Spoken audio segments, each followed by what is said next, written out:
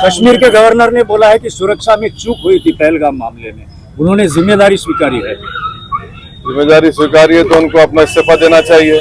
भाई 26 हमारे भारत के नागरिक को मजहब उनका पूछकर, क्योंकि उनका ताल्लुक हिंदू धर्म से था, उनको सर पे गोली मारी गई उनके परिवार के सामने। तो अगर उनको इतनी तकलीफ है गवर्नर साहब को, तो वो अपना रिजाइन करे ना। और हम मोदी सरकार से पूछना चाहेंगे कि पहलगाम का जिम्मेदार कौन है, इसका अकाउंटेबिलिटी किस पर आती है, कैसा वो आतंकवादी वहां पर गए उस मेडोज में और जाकर वहां पर कोई पुलिस की सुरक्षा नहीं।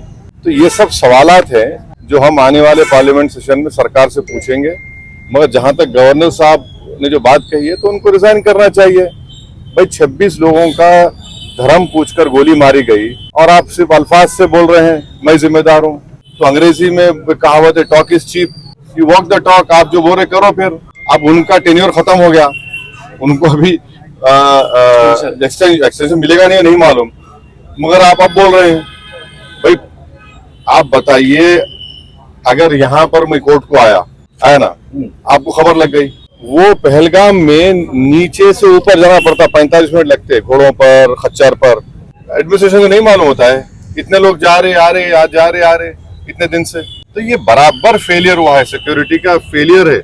जो 26 हमारे हिंदू भाइयों को मारा गया वो सिक्योरिटी फेलियर है, इसका जवाब देना चाहिए सरकार।